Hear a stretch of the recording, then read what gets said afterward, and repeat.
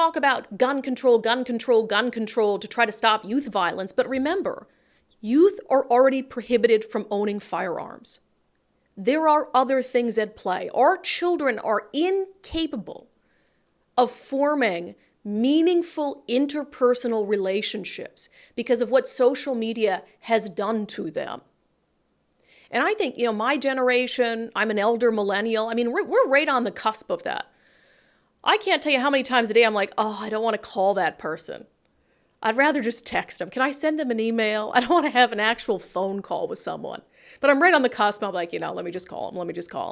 And you think of everyone out, I was born in 88. Everyone after that, the world that they've grown up in, anyone I would say born 1990 and on, it is no wonder they're depressed.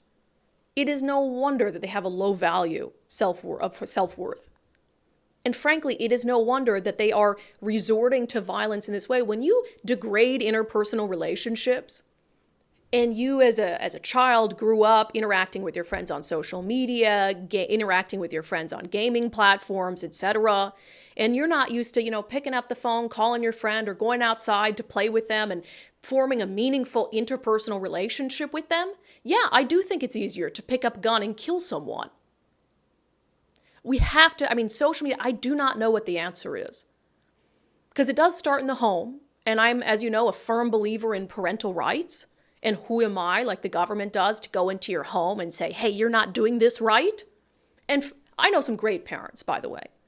I know some great parents who they'll post pictures of they threw their kid out the door like our parents used to do to us and say, like, don't come back until it's dark out. Making their kids build forts and stuff or ride bike down to little Susie's house and hang out with them. We have to get back to some of that. And it does start in the household. But also, you do as a parent, unless you're homeschooling, accept that you're going to have to hand your kids over to the government in public schools for, 5 days a week for a majority of the year. And so it's also important that we're fostering in schools healthy interpersonal relationships, that we're not creating little victims in schools. We talk about this a lot on the basis of race, for instance, when you've got Olympia elementary schools segregating kids into safe spaces so BIPOC kids can be safe away from white kids. What do you think that's fostering in those kids' brains? To think that, one, they're the victims and they're not safe around white people.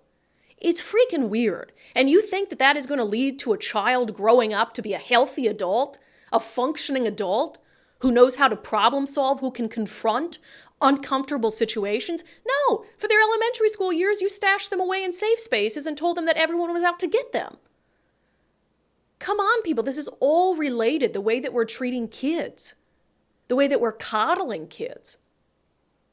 And again, I'm not saying all parents are to blame for this, but a lot of institutions around our children are to blame for this. We're like, oh, you're a special little angel, and we're just going to put a little bubble around you. And then you never learn how to deal with disappointment. We just talked the other day, the Olympia School District coming out and saying, oh, graduation is a rough time for some kids. And so, yeah, some are celebrating, but we really have to be really mindful of the kids who aren't and let them know that they're great too. And look, I'm not making fun of kids, but when you put that little protective bubble and you can do no wrong, 0 to 18, and you're great, and don't worry, we'll take care of you. How do you think a kid is going to respond when they are met with real, genuine conflict, real, genuine hurt and heartbreak? They're probably going to act out. Now, I'm not going to say they're going to pick up a gun and kill someone, but I don't think it makes it less likely either. So we got to save our kids. And it starts with stopping the coddling and the victim mentality that we're just spoon feeding our children. And yeah, kicking their ass outside and making them play outside within the trees and shit like we used to do when we were kids. I'm worried about kids. Oh,